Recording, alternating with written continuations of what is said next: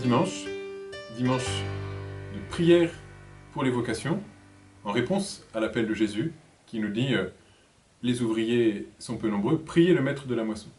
Parmi ces ouvriers, qui sont divers, qui sont nombreux, il se trouve qu'il y a des prêtres du diocèse qui sont là et qui, par quelques témoignages, voudraient simplement vous rejoindre, à la fois pour vous dire merci, parce qu'on n'est pas devenu prêtre tout seul, évidemment, et on n'est pas prêtre pour nous, on est prêtre aussi avec et pour vous.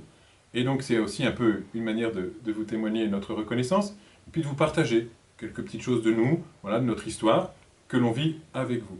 Alors, une fois encore, bon dimanche, et bien unis les uns avec les autres, les uns les autres, pour prier le maître de la moisson, pour entendre l'appel du Seigneur, aider les jeunes qui l'entendent, aider à répondre, et aider simplement à ce que notre Église, qui est déjà belle, qui s'ouvre, qui a des problèmes, ok, mais qui est belle aussi, le soit encore plus, pour servir notre humanité, le monde, la création, qui est là aussi, marquée par des souffrances, mais qui aussi est très belle. Alors, bon dimanche, et bien unis et en communion avec vous. Alors en ce qui me concerne, mon chemin de vocation a été particulièrement long, voire même un peu difficile. Je me suis posé la première fois la question de la vocation à 16 ans et je suis rentré à 24 ans. Il m'a fallu du temps pour dire oui, parce que j'ai toujours eu ce désir d'être père. D'être père d'une famille naturelle, avec une épouse et surtout des enfants, de pouvoir les voir grandir, de pouvoir les faire grandir.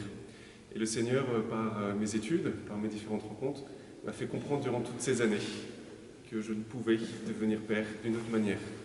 Et c'est le 19 mars 2017, le jour de la Saint-Joseph, que le Seigneur m'a fait comprendre que je pouvais être père.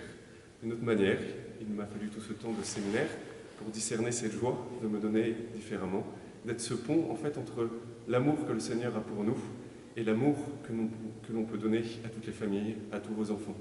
C'est cette joie aujourd'hui qui m'habite de pouvoir servir le Seigneur de cette manière-là. Ma vocation, voilà une bonne question. Je commencerai peut-être par répondre à qu'est-ce que c'est que ma vocation chrétienne. Je crois que par notre baptême, nous recevons tous une vocation que Dieu nous laisse découvrir au fur et à mesure de notre histoire et pour laquelle il nous fait confiance. Il nous aide ensuite à accomplir notre vocation. Pour moi, la vocation du baptême, c'est la vocation de tout chrétien, c'est celle d'aimer, de mettre en œuvre ce qui est de l'ordre du don dans sa vie. Qu'est-ce que je peux faire pour que le monde soit un peu meilleur quand j'en sortirai que quand j'y suis entré? La plus belle vocation, c'est d'aimer, disent les chrétiens. Voilà, et cette vocation chrétienne, je l'ai reçue de par mon baptême, je l'ai reçue de par l'éducation que mes parents m'ont donnée. J'ai eu la chance d'avoir des parents chrétiens, un papa visiteur de prison, une maman catéchiste, et bien sûr donc des parents qui m'amenaient aussi à la messe le dimanche. Voilà, ma foi a grandi comme ça, paisiblement, et je suis heureux de devenir chrétien, d'être devenu chrétien, un chemin qui n'est jamais fini. Et puis ensuite, il y a la vocation de prêtre. C'est difficile de définir précisément, elle n'est pas venue tel jour à telle heure, mais petit à petit, j'ai compris que c'était en étant prêtre que j'accomplirais du mieux possible ma vie humaine, que ce serait ma meilleure façon d'aimer, finalement. Comment c'est venu? Au début, ce n'est peut-être pas des raisons très mystiques. Je voyais les prêtres parler et leurs paroles étaient écoutées, respectées, attendues. Et pour moi qui étais un enfant bavard, je me disais, ah ben voilà un beau métier. Voilà. Et puis, bien sûr, c'est revenu plus précisément plus grand. Peut-être quand j'ai commencé à faire du caté, peut-être à 17-18 ans, on m'a demandé de prendre en charge un groupe de 6e. Et là, je me suis dit, bon, faut pas que je raconte n'importe quoi aux enfants. Et j'ai lu l'Évangile de façon plus précise. Et là, je me suis dit, ça vaut peut-être le coup de passer sa vie à annoncer ce message, cette bonne nouvelle, ce que dit Jésus. Que peut-on dire de mieux sur l'humanité? Que peut-on dire de mieux sur Dieu, sur le sens de la vie? Et voilà, à partir de là, c'était un petit peu précis dans ma tête que Dieu m'appelait, je crois, à être prêtre. Des études s'en sont suivies. Pour être complètement libre, j'ai voulu avoir un autre métier avant et j'ai fait des études de lettres. Je suis devenu prof de français à Madagascar. Mais voilà, la petite voix dans ma tête me disait toujours « pourquoi pas prêtre ?» Et puis, en revenant de coopération, voilà, les 6 années de séminaire et ce désir de servir le peuple de Dieu dans la Somme qui a grandi. Et ça a débouché sur l'ordination par le Père Noyer, 1992, dans la cathédrale d'Amiens. Et voilà, depuis, au gré des nominations, je suis heureux d'être prêtre du diocèse d'Amiens. Voilà, donc ma vocation de prêtre, je l'ai ressentie très jeune.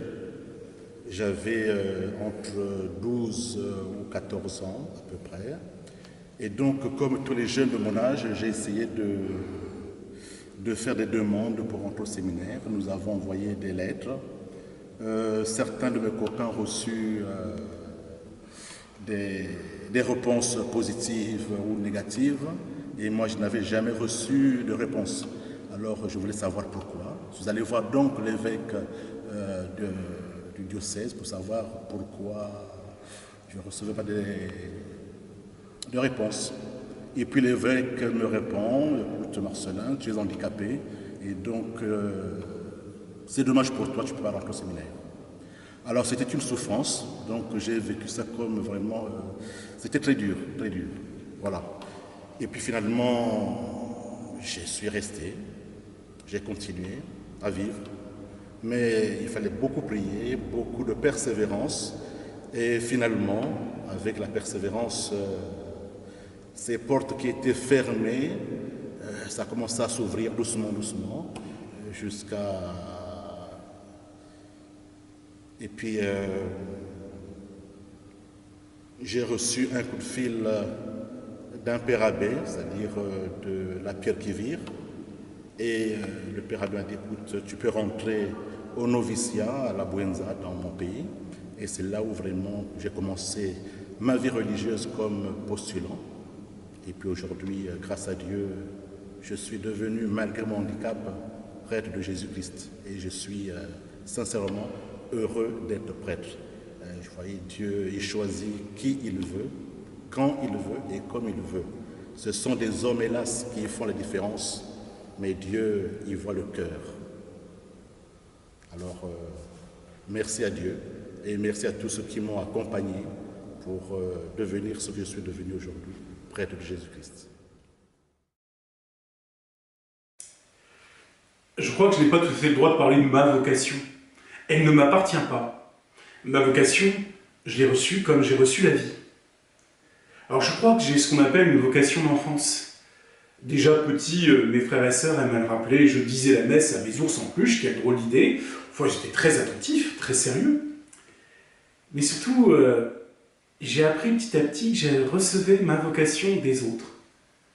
Et d'une manière très surprenante, quelques jours avant mon ordination. Maman est venue me dire quelque chose auquel je ne m'attendais pas du tout. Elle m'a dit, tu sais, le jour de ton baptême, avec ta marraine, nous avons prié, nous avons demandé à Dieu pour que tu deviennes prêtre. Alors cette annonce, elle aurait pu me déconcerter. J'aurais pu me dire, on a manipulé toute ma vie, au fait j'exauce le désir de ma mère. Mais en fait, ça n'a pas du tout été le cas. Cette annonce m'a laissé très paisible, parce que je pouvais voir que par toute ma vie, c'était mon choix. Ma libre réponse à un appel. Mais vraiment un appel que je comprends comme relayé par tant de cœurs, tant de visages, tant d'amitié, tant de présence. Je pense à Sœur Marie-Christiane, une sœur de la Sainte Famille, qui m'a préparé à la première communion et qui m'a donné le goût de la messe et de l'Eucharistie. À tous ces prêtres heureux que je côtoie depuis mon enfance, à qui je dois tant. Je pense aussi à tous ces frères et sœurs laïcs, de l'amitié de l'école à la fac, jusqu'à ce cheminement dans les paroisses que j'ai eu le bonheur d'accompagner ces dernières années, sont eux aussi qui m'ont appelé à servir Dieu, appelé à aimer, pas être un chef ou un maître au-dessus des autres, le guide qui sait, qui comprend toujours tout, mais celui qui sert avec ses moyens et ses sérieuses limites. je peux dire sans hésitation que mon bonheur, c'est eux. Cette famille que Dieu m'a donnée, et cette Église aux multiples visages, dont je ne suis qu'un serviteur, un simple serviteur. Comment la vocation, elle m'est venue? Oh, ce n'est pas un appel comme on entend une voix. Moi, tout simplement, eh bien, il y avait ce désir que j'avais toujours en moi, mais que je n'osais trop répondre. Et puis, je persiste à dire que ma vocation, ça a été l'appel du Seigneur par d'autres personnes. Alors que je m'y attendais pas du tout. Eh bien, ça a été une brave religieuse qui était vraiment la manifestation de la bonté du Seigneur. Puis elle a osé un jour me poser la question qui était toujours latente. Bah et toi, qu'est-ce que tu veux faire de ton avenir? Et pourquoi ne pas être prêtre? Eh bien, ça a été le déclic et je ne pouvais pas dire non puisque c'était quelque chose qui était enfoui en moi. Et ce jour-là, j'ai dit oui, c'est vrai. Et puis ce qui est étonnant, c'est qu'il y a eu un deuxième signe, parce que j'appelle ça comme des signes de l'appel du Seigneur. Le deuxième signe, c'est un mois après, c'était un prêtre que je ne connaissais pas du tout. Bon, j'allais me confesser. Si, ça existe, voilà. Et puis, il m'a posé la même question. Ça a été les deux appels du Seigneur, les deux signes. Je n'en ai pas attendu un troisième. Je me suis mis en route, et puis ce que je peux dire, c'est que encore aujourd'hui, eh bien, je persiste à dire que quand le Seigneur fait appel, eh bien, il est loin de lâcher le morceau. C'est un peu comme un aimant qui inexorablement t'attire. Voilà. Et ceci étant, eh bien, c'est beau de pouvoir répondre à l'appel du Seigneur. La première chose, c'est que j'ai jamais voulu être prêtre. J'ai jamais voulu être prêtre. Ça, c'est sûr. Pour moi, c'était tout sauf prêtre. Je voulais me marier, avoir une famille nombreuse, un château, etc. Mais en fait, pour moi, un prêtre, c'était vieux, mal habillé, ça sentait pas bon. C'était mal barré, quoi. Mais le Seigneur, lui, avait une autre idée. Et je pense que ma vocation n'est pas le fruit de ma volonté ou de mon imagination. Mais ma vocation, elle est le fruit de la prière, de l'Église, en particulier de certaines personnes de la famille, comme mon grand-père, qui est mort très jeune, jamais connu, mais qui a offert sa vie pour les vocations. Il n'en a pas eu, il avait 5 fils, aucun fils n'est devenu prêtre, mais par contre, son premier petit-fils est devenu prêtre, sa première petite-fille est devenue religieuse. Et puis j'ai d'autres prêtres dans la famille, je sais que j'ai un oncle qui était missionnaire des missions étrangères de Paris, et puis un jour il m'a demandé « mais qu'est-ce que tu veux faire plus tard ?»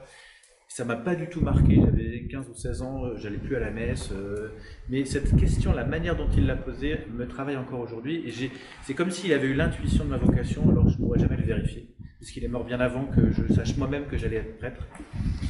Voilà donc le fruit de la prière, et le fruit d'un appel vraiment qui s'est dévoilé, notamment en allant en pèlerinage avec les scouts à Vézelay, et en allant me confesser. Voilà. Et je voulais surtout pas me confesser, j'étais au bar au lieu d'être à la veillée, et finalement, je me suis retrouvé, parce qu'on s'est fait virer du bar, moi j'avais rien bu, enfin une bière, rien du tout, mais je suis allé me confesser, et il y avait un prêtre assez imposant, qui était contre un pilier, il était barbu.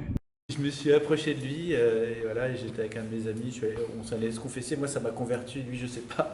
Et après, à partir de ce jour-là où j'ai rencontré Dieu dans sa miséricorde, l'appel de Dieu s'est fait sentir petit à petit, et au bout de 2 ans, en 3 mois, j'ai répondu à l'appel par des circonstances très fortes, à travers, comme disaient des amis, à travers des rencontres, des événements qui étaient vraiment inattendus. J'ai compris que je devais être prêtre. C'est comme ça que ça s'est produit.